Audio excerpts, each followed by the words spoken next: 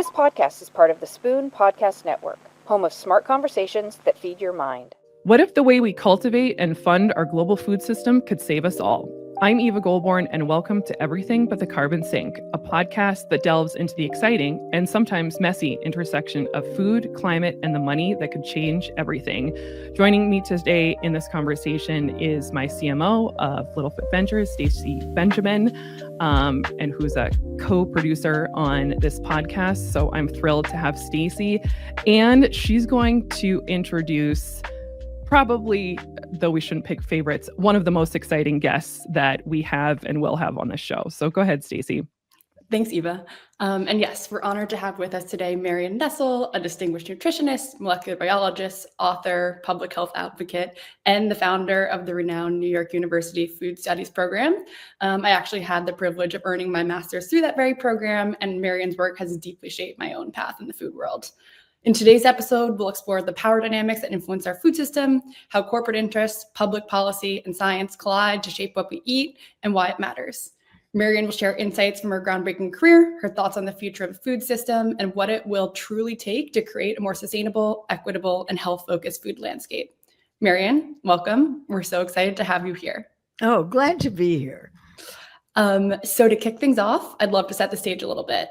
You're widely recognized as a pioneering voice in food politics and public health, and your work has transformed how we think about the role of the food industry in shaping nutrition policy.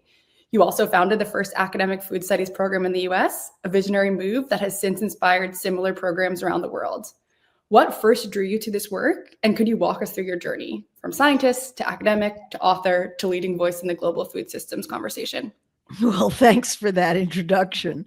The story is sort of straightforward one. My doctorate was in molecular biology, and my first job was as a lecturer in the biology department at Brandeis University. And I'm talking here about the early 1970s.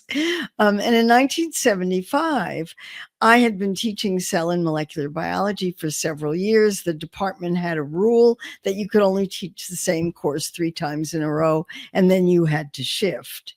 And the second rule was that you had to teach whatever the department needed, whether you had any training in it or not, because the theory was if you had a doctorate, you knew a lot more than freshmen, and you should be able to learn something very quickly.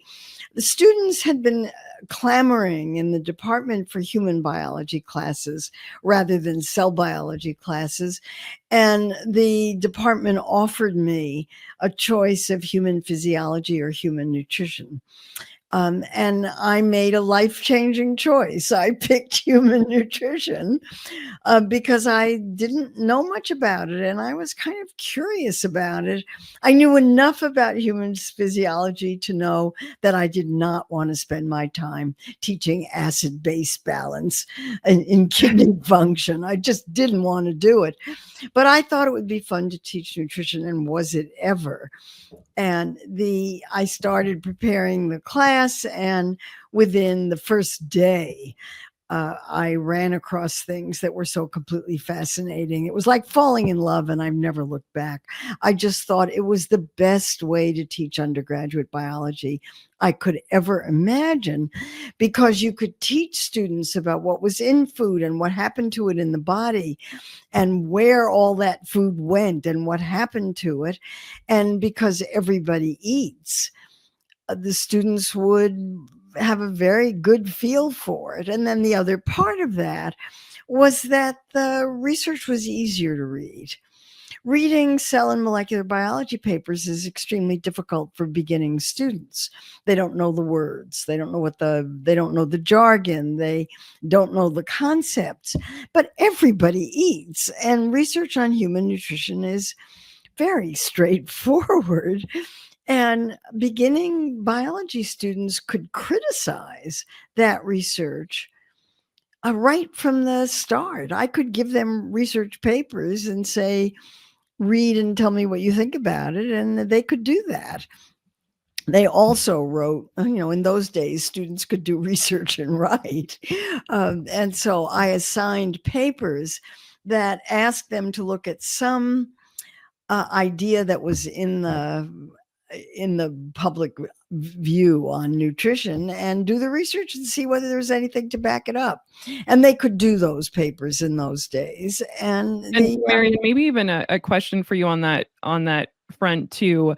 What was the U.S. food system like during that time, and what were some of the preoccupations in the policy landscape when these students were researching with you? Well, this was early 1970s or mid 1970s, and Linus Pauling had just published Vitamin C in the Common Cold.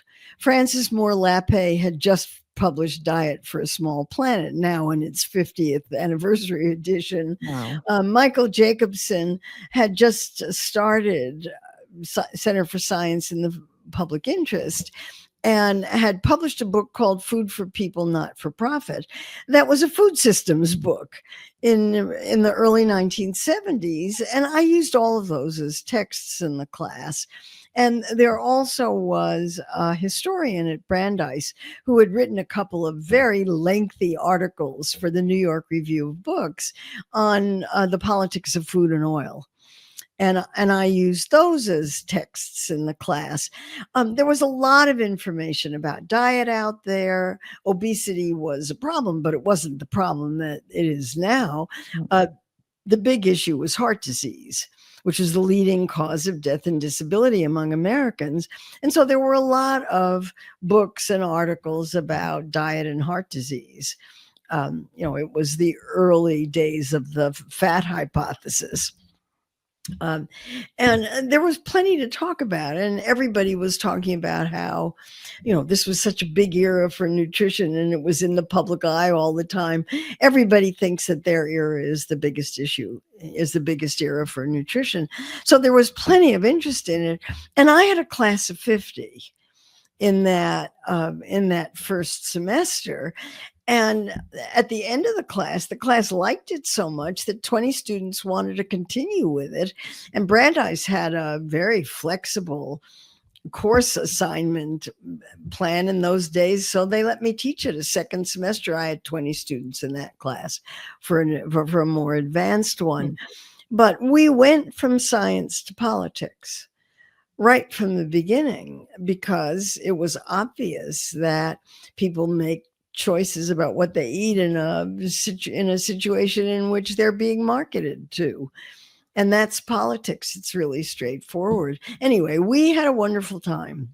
I thought it was the greatest class I'd ever taught. I've never had so much fun teaching, and the students really liked it. And I was off and running. And then at the end of that year, my then husband got a job in San Francisco at the University of California, San Francisco School of Medicine. And I went along as a trailing spouse and ended up teaching nutrition to medical students for the next 8 years. And that then I had to learn clinical nutrition. I'm completely self-taught in nutrition, which is kind of worrisome, because most self-taught people in nutrition don't know very much, in my view. But I was doing really serious research to try to understand it. And certainly at the medical school, where I was terrified that medical students knew more than I did, I was working really Probably hard. not on nutrition even today. I mean, I was doing a huge amount of research, and I did it, sort of subject by subject by subject, and wrote my first book in 1985, Nutrition Clinical Practice, which was basically a book for medical students who didn't know anything about nutrition and what they needed to know in very short summaries of topics. And doing that book meant that I had to know that material well enough to write about it. So at the end of that book, I actually knew some things, or at least I knew what mainstream nutrition was about. And then on the basis of that book, I got a job at the in Health and Human Services in Washington, editing the Surgeon General's report on nutrition and health, which was essentially a larger version of the book I had just written, a much bigger version, hundreds and hundreds of pages. So by the time I finished that, I was pretty well prepared. And then I got the job at NYU, and that was terrific. That was a very good career move. Yeah, that's amazing. And thank you, because again, for many of us, you may be like, oh, well, this is pretty straightforward. Of course, I started here and then did this. And, for the rest of us who are practitioners in this space, I think it's nice to hear that example of that evolution. And I'm curious too, in terms of, ending, at least for now, at NYU and the work that you do now, how much, 50 years, how much has evolved in the space of food and politics? And especially today, I don't even know how to frame it in terms, unprecedented times. It seems like, where can food and nutrition play a role in politics and policy with whatever the heck is going on in the US context right now? Well, we were in an extraordinary moment where the Secretary of Health and Human Services is interested in the same kinds of things that I'm interested in. This is just staggering. And when President Trump announced that he was going to appoint Robert F. Kennedy Jr. to be Secretary of Health and Human Services, President Trump talked about the industrial food complex and how it was ruining food for everybody and making everybody sick. And I thought, what? This sounds just like me. And then here's Robert F. Kennedy Jr. talking about color additives in the food supply and getting toxic chemicals out of the food supply and getting mercury out of fish and reducing ultra-processed foods and taking conflicts of interest out of the FDA. All of these things that I've been writing about and talking about for decades. Were you excited, curious, or terrified when you heard that parallel with? I would call it mind-boggling. I don't know what to make of it. It's just astonishing to me. I'm delighted to see these issues in the public eye in a way that these issues have never been in the public eye before. Maybe during the Obama administration, but Michelle Obama was under so much attack all the time that it was hard for her to be out there making the kind of speeches. If she'd made the kind of speeches that Kennedy is making now, she'd have been strung up alive. Yeah. As it was, the speeches that she was giving were ridiculed. They complained that it was nanny state. This is one of the great ironies of what's going on now, is they're doing exactly what Michelle Obama did. The first thing that President Trump did was to appoint a Make America Healthy Again commission. And that commission is to spend the next 3 months, or it's now half of it's gone, but they were to spend 3 months looking at the state of child health in this country. And then the next 3 months, making recommendations for something to do about it. So we're not going to know what they actually intend to do until June or thereabouts, when that commission publishes its reports. But this is exactly what Michelle Obama did. Yeah. Sorry, there was the task force, the president's task force on ending childhood obesity within a generation. Yeah. This is exactly what they're doing again. So, okay, I don't care who does it. I want to see it done. But I'd like to see it done.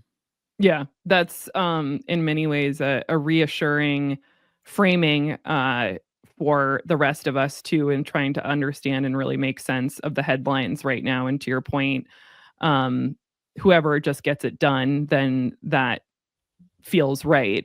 I guess a question that I have for you on that front too is, you said in June, sort of getting this commission and report. what's the risk in some ways, and maybe not at all? You hope that, especially in your decades-long career of essentially saying the same thing over and over and over again, how important these connections are between our food and health and nutrition and lifespan. What's the risk of something like our U.S. political system having a huge preoccupation with this? And is it sort of a good place for us to be, or concerning in terms of, well, it's really the food companies that should be focused on this, and we really want to make sure that the right stakeholders are in sort of at the table? Oh, I don't want the food industry at the table at all. I mean, what the administration has done so far is to make it very clear that color additives have to go out of the food supply. That's fine. I'm in favor of color additives out of the food supply. They have nothing other than a cosmetic purpose. They're markers of ultra-processed foods. They have no health or safety function, and alternatives are readily available. Yeah. Let's get rid of them. Fine. Yeah. I don't think it's the most important food issue. It's not really addressing. If you want to make Americans healthy again, you've got to do something about regulating the food industry. I want to know how Robert F. Kennedy Jr. intends to do that, and how the president's commission on making America healthy again is intending to do that. Because without that, we're not going to have any change. The big problem in the food supply is that people eat too much. 75% of American adults are overweight or obese. There's twice as much food available in the American food supply as people need. It has to be sold. There's enormous pressure on people to eat more, not less. And if we're going to do something about obesity and chronic disease, people have to eat less. Unfortunately, eating less is very bad for business. I want to know what RFK Jr. is going to do about that. What is he going to do to get food companies to stop pushing junk food on people, particularly kids? What is he going to do about getting ultra-processed foods out of schools? I'm greatly in favor of that. How's he going to do that? That's Department of Agriculture, not Health and Human Services. So that means crossing over. How's he going to get mercury out of fish? That means controlling coal-burning power plants, because those are the sources of mercury in fish. And that means making the people who have those plants filter their effluents. Presidents have been trying to do that for decades. Yeah, I guess the other question is, let me just finish. And the Trump administration has just said they're not going to enforce those rules. So I don't know what's going to happen. We'll see. I guess another question along those lines, to your point of, this isn't new in terms of these types of policies at the forefront. I mean, especially even additives has been discussed for a long time. What is different about this administration? And even the example you gave about Michelle Obama, none of this has not already been said. What is, the difference now versus before? I would say it's the level of excitement and how high a level it is, and that there's a movement behind it, the Maha Moms. The level of excitement, the way it's being discussed, the attention that it's getting, and there's no opposition to it. Nobody is saying, don't do this. I mean, he's got a bipartisan issue here. Yeah. So this is astounding. I want to see the policy. Where's the policy? And presumably we're not going to have that until June, but we'll see. Stacey, did you want to jump in with a question before I jump in with 1,000? No, go ahead, Eva. Okay. The other component of this too, Marion, that I'm curious about is, and you're saying, I don't want food, big food companies are the problem. I don't want them, and their sticky little additive fingers in this pot in the first place, though I added that part in, which makes a lot of sense. And we know that having food companies at the table, for better or for worse, is important, I think, in terms of considering their motivations and their power to be able to shift things in one direction or another. We know that they lobby heavily within this space, which is why regulations and subsidies are so in favor to, unhealthy foods. What do you make of that, or what do you see as an opportunity, just in terms of either changing that or the reality of operating within a world where large food companies will continue to have influence? Well, I think we need government. We need regulation. Executives of food companies are not sitting around tables saying, how do we make people fat? That's not what they're doing. Right. They're sitting around tables saying, we're in an enormously competitive food environment in which there are 4,000 calories available in the food supply for every man, woman, and little tiny baby in the country. It's twice what's needed. How are we going to sell food in that environment? Because our single most important purpose is to provide profits to our stockholders. And if we do not provide immediate, higher, and growing returns to our stockholders, we're in big trouble, because that's how the investment system works. Sure. So in that situation where food companies have one goal, sell more, and your goal as an individual is to eat healthfully, you're fighting an entire food system on your own. You need help. And that kind of help has to come from government regulation. And if it doesn't, then you're on your own. And if the government is going, and I've heard food industry executives say, we would love to stop marketing junk food to kids, but our stockholders won't let us. I've heard them say that. I've also heard them say, I'm happy to be regulated. I just want it to be fair and across the board. Yeah, That seems to me to be the biggest argument for regulation. And what do they mean by that, too? Establish a level playing field. If you're going to regulate, the regulations have to apply to everybody. Nobody wants to go first. We'll stop marketing to kids? Not a chance. We'll take the color additives out of our products? Not a chance. We don't want to go first. Regulate us so that everybody has to do it, so that all cereals are the same colors. And we're not the only ones that don't have neon colors in our cereals. So that makes sense. And no, they should not be at the negotiating table when policy is being set, because their goal is to make money, not public health. Yes. And government is there because it should be promoting public health. If we're going to make America healthy again, which is what the slogan is for this administration, then we need to put some restrictions on what the food industry is doing. Is RFK Jr. going to be able to do that? We will see. Yes. Well, and I'm relieved too that you still continue to be very neutral to optimistic on that front as well. That sort of raises the question too, yes, having private sector at the table, to your point, is sort of, antithetical to the purpose of designing policy. And I would argue maybe that the sort of in-between stakeholder group is the consumer. And there's a lot of conversations for regulations. They're obviously in service to, U.S. citizens. And in turn, large food companies are in service to their consumer.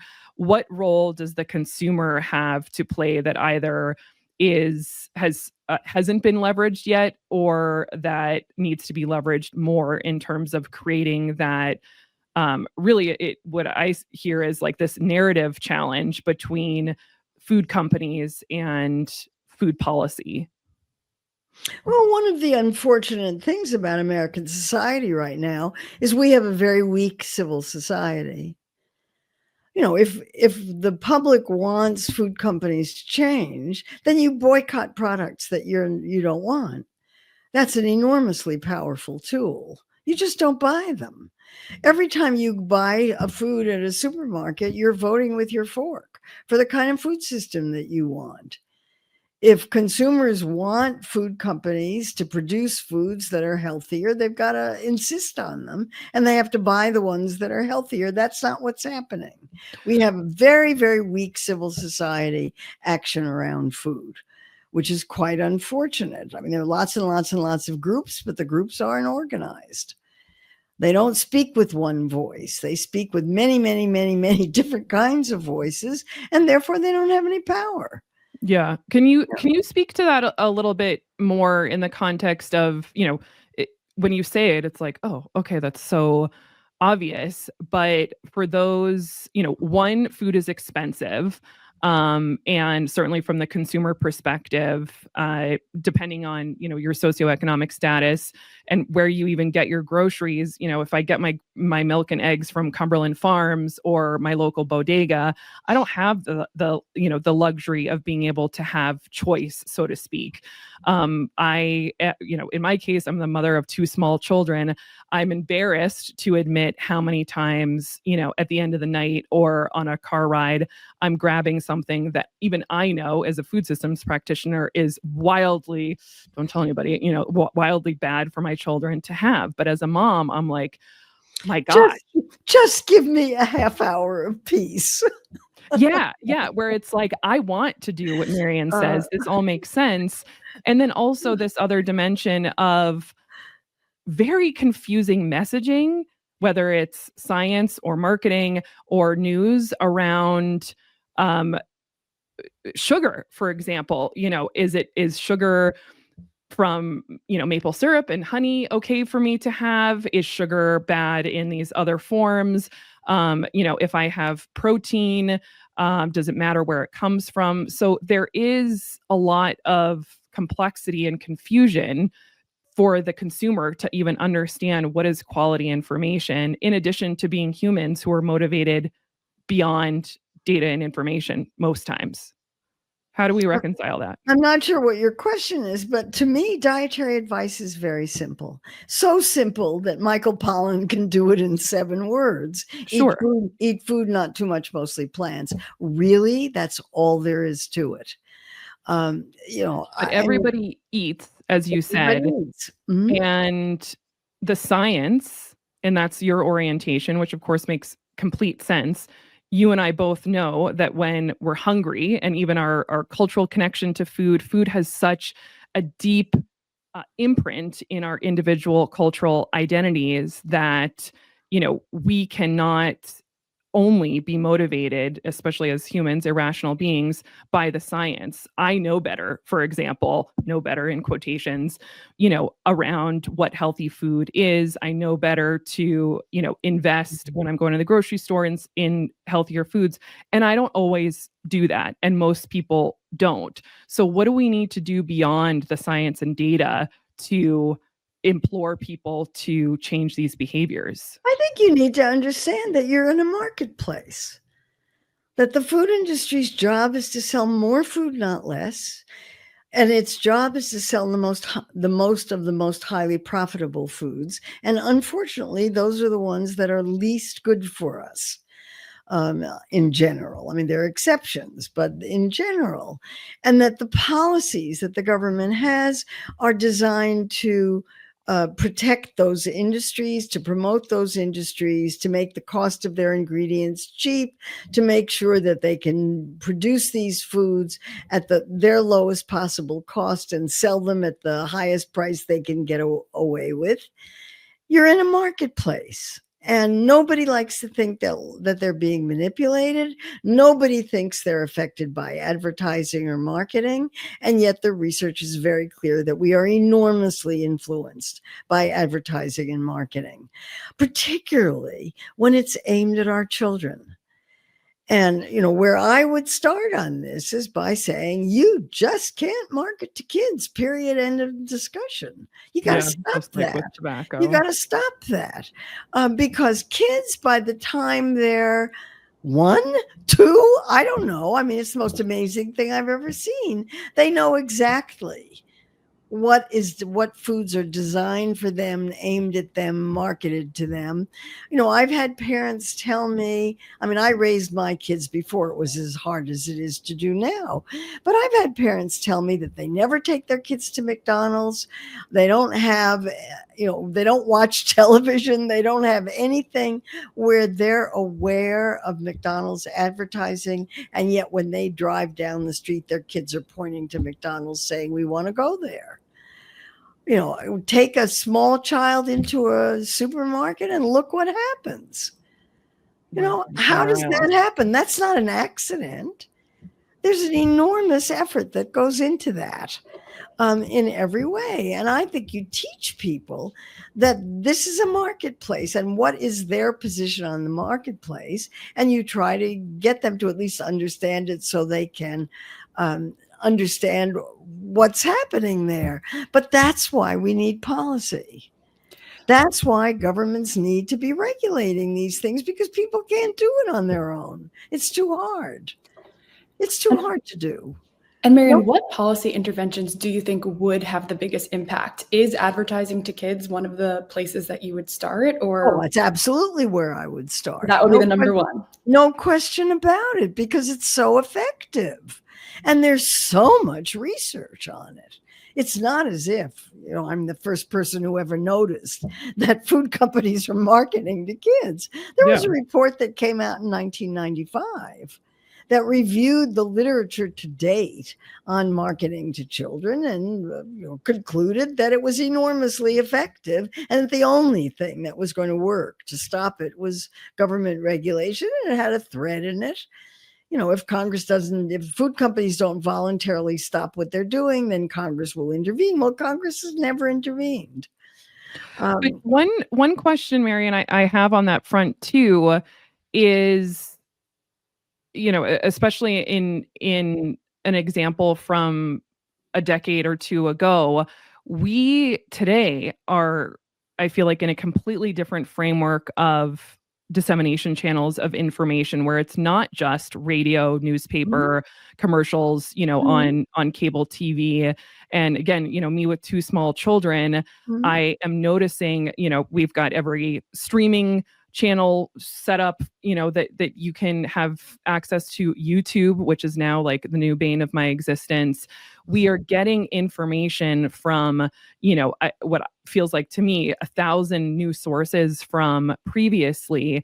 And not only is that a larger opportunity maybe for, commercials or ads formally from these large companies, but they have social media influencers who do this for them, that don't have a logo, Tony the Tiger. Yeah, the Tony the Tiger, but may even be having a conversation like the one that we're having. And the podcaster is sipping a Prime branded caffeine drink. It feels so pervasive. How do we get around that, knowing that, okay, even if we regulate, food companies, and I'm certainly not, suggesting otherwise, that's obviously very logical, but we know that there's this huge splintering of information and influence that comes to us in different non-traditional marketing pathways. Well, for starters, you teach your kids media literacy. And because they're not going to be taught it in school. You've got to do that. You have to teach your kids the difference between advertising and content, and how to tell the difference between advertising and content, and how to tell when information is trustworthy and when it's not. And that's not necessarily easy to do, but you've got to do that if they're going to survive in this world.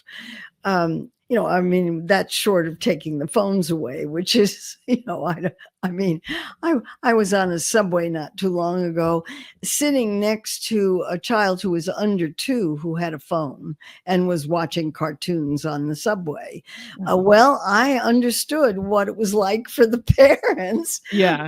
My child is calm on the subway, no meltdowns on the subway. I understand that. I'm just really happy I brought my kids up before any of this. I think it's really hard now. Yeah. And I have enormous sympathy for what you're going through, but I think you have to teach your kids how to deal with this stuff. Because for sure. I mean, and on a personal level, I feel privileged to have even access to conversations and information in my work to be able to have that more nuanced approach. And, as you're saying, it is shocking, the creativity of how this content is disseminated in the most subtle of ways. Look, let me just emphasize this point again. Sure. Food companies' job is to sell food. That's their job. It's their only job. And they hire people to do these kinds of things. They pay them excellent salaries and say, figure out how you're going to reach 2-year-olds, figure out how you're going to reach 1-year-olds, figure out how you're going to reach teenagers, figure out how you're going to reach all these people. Do it. They're paid to do it. So there is this enormous enterprise that is set up to try to get you to eat more of the most profitable foods. How are you going to resist that? That's asking a lot. I think it's asking an enormous amount to ask an individual to try to fight that on their own. It's too hard. People can't do that. On the other hand, I think we have to do something to protect our kids. And I'm appalled by the level of advertising and marketing to which kids are exposed, most of it invisible to their parents because it's on social media that they don't see. Yeah. So this is insidious. It requires fighting back. It requires regulation. How are we going to get it? That to me is the big question. Yeah. I have one more question before we close out this conversation. And Stacey, I just want to check to see if you have anything you wanted to ask or add before I keep going. Okay. Because Marion's got me all riled up on these things. She's so right, but you're making it sound so easy, and I wish it was. But You and me both. Seriously. One of the things that I'm hypothesizing about, and I want your opinion on it, is, and you've said loud and clear, we must regulate food companies. Their number one role is to sell their food. 4,000 calories per day per person. How, as a food company, can I occupy as many of those 4,000 as I humanly possibly can? That feels crystal clear. I feel hopeful in that in another part of our food system, the climate crisis and extreme weather events, flooding, drought, in particular around commodities that are the basis of those foods, palm oil, cacao, chocolate, coffee, corn, soybeans. Corn, soy, wheat. In some ways, there is this identity crisis and really critical sustainability crisis that these companies are acutely aware of right now that helps them understand that if we don't do business differently, we won't have those Oreos or those Frito-Lays to be able to, to sell, because our entire global environmental system is at risk. How that to me feels like somewhat of a glimmer of hope to influence food companies to look at this from not a purely capitalistic and market share view. What do you think about that? And is there hope to be able to integrate the sustainability and climate angle, even if that's the motivation? How can we leverage that to improve the quality of nutrition? Well, I have two things to say about that. One is that the same diet that's best for health is also best for climate. So you only have to worry about one diet, and that's, largely but not exclusively plant-based and based on real food, not processed food. But that's, again, against the profit motives of food companies, because there's more money made in processed foods than there is on unprocessed. So every food company has a sustainability initiative because they pretty much have to. As far as I can tell, most of them are talk, not action. They're doing what they can do. Plastic bottles are thinner than they used to be, but they're still plastic bottles. They're not putting drinks back into glass bottles because they'll cost more. and people won't buy them as much. And so we're back to that same problem. If we want climate-friendly food system, we have to regulate it. We're not going to get it any other way, because they're not going to do it voluntarily, because nobody wants to go first. It's the same problem. It's exactly the that same. definitely is a It's theme. exactly the same problem. And I have tons of evidence for this. This isn't something that I'm making up or that's coming out of my head. There's loads and loads and loads of evidence for what I'm saying. Sure. So the question is what you do about it. Well, you've got to regulate. What if you do with a government that won't regulate? Well, then you've got a problem. Then you require an active civil society to act and to boycott products that are inappropriate and to buy the products that are better. But we don't have that in the United States. Yeah. And despite having thousands of organizations that are working on food issues. Yeah. And as you're saying, plenty of data and research to support that. I could talk to you for 400 hours, and I hope that you and I get to meet in person. And just thank you so much for this conversation. I want to ask you one final question and end for now.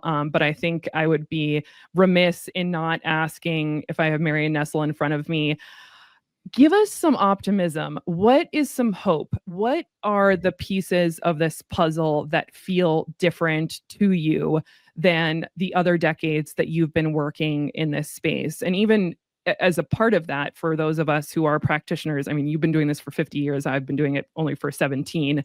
What do we need to be doing differently, more urgently? And if, there's a question that we didn't ask or something that's really grinding your gears, I want to hear that as our closing thoughts from you. Well, I would say the cause for optimism is very simple. It's you.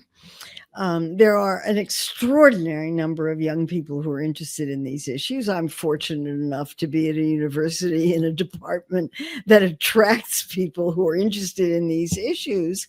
And people come into food studies wanting to change the world, using food as a mechanism for doing that. That's thrilling. That's absolutely thrilling. And I see it as my responsibility or job or whatever to cheer them on, support them, try to figure out ways to help them do what they're going to do. That you are the wave of the future on this. And there are so many of you that it's really exciting. I want to see you unite. I want to see the thousands of organizations that are working on food issues, climate issues, even just the ones that are working on climate issues, get together into some force that's large enough to make a difference in Washington. I mean, we know how social movements work. We know what makes social movements work. And one of them is numbers. Having large numbers of people who are asking for the same thing, calling for the same thing, screaming for the same thing, demonstrating for the same thing. We haven't seen that. And that, to me, is the conundrum that has to be solved. And that's what everybody needs to be working on, is how can we unite around these issues? Yeah, thank you. And I think I speak for a lot of people when I say we need that additional support for all of us who are thinking that we have some role to play in changing our food system. And it feels really, really encouraging. So, Marion, thank you so much for what I knew was going to be a rich and mind-blowing conversation with you. And thank you to our listeners for joining me for Everything But the Carbon Sink on the Spoon Network. I hope this discussion inspires you to think differently about the role we all play in transforming our food system. If you've enjoyed today's conversation, don't forget to subscribe wherever you listen and share the podcast with others who care about building a sustainable food future. And I think we can all be feeling optimistic if we have somebody like Marion Nestle who is cheering us on. So thank you so much. My pleasure.